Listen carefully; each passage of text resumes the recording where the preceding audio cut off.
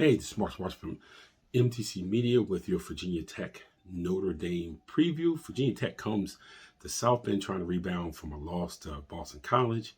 The Hokies were swept by BC. Did not have that on my ACC bingo sheet before the season started. But right now, the Hokies sit 12th in the ACC. They're a game and a half behind Boston College and Florida State to get up to the 10th spot. Notre Dame currently is 13th. Probably the most disappointing thing about the loss to BC was it was coming off the heels of the win at UVA. And when you think about it, Virginia Tech's gotten off to the start in the ACC that they got off to for various reasons. Some of it was injury.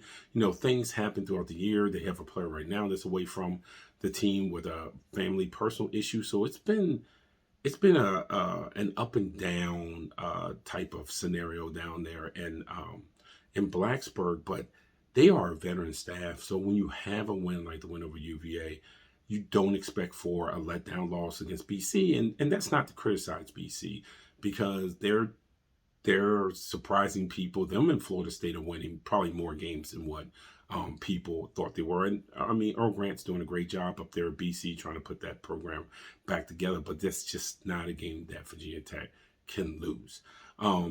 But the Hokies aren't going to win too many games when Sean Padula and Hunter Couture shoot a combined 6 for 23 from the floor. Furthermore, and probably one of the most disappointing things was Virginia Tech defensively. I think BC shot 50% from the three-point line, 12 for 24. They ended up shooting 49% from the floor. And to be honest with you, Virginia Tech was never defensively engaged in that game. Then that brings us to Notre Dame, and that's what can be scary about it. This is Mike Brey's final season at South Bend. Hasn't been a storybook ending for him, and I've said the entire season, the Fighting Irish have a problem with depth. I mean, really, truly, they can play 6, 7 guys. I don't care what the box score says. It's generally 6 or 7 guys. And I think that was part of the reason why in the loss to Georgia Tech, you lose on a failed box out. Everyone's kind of staring at the ball on the initial miss.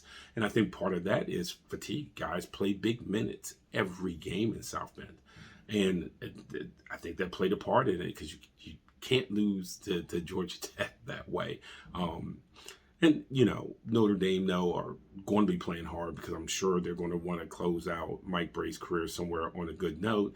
And they're led by a big man, Nate Leginski, who is going to present some issues different from Quentin Post, but he's a big man who can stretch out, shoots 53.8% from the field, shoots 40.7% from the three-point line. So he's kind of one of those stretch guys.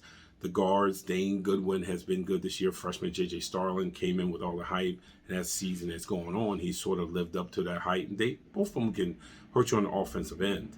So if the keys for the Hokies is dominate the paint, they cannot let happen what happened with Quentin Post from Boston College. Quentin Post absolutely dominated and controlled that game against Virginia Tech, and they cannot let Notre Dame do the same thing.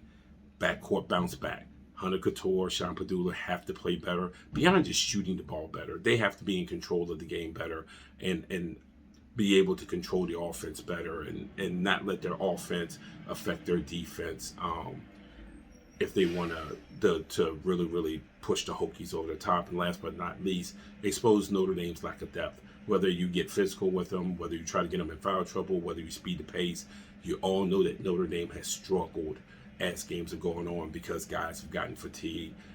Virginia Tech has to be cognizant of that and kind of press it and push it and take it to Notre Dame to see if you can wear them down. Those are the 3 keys for the Hokies. Virginia Tech travels to Notre Dame trying to get a bounce back win. This is Mark Watson from MTC Media.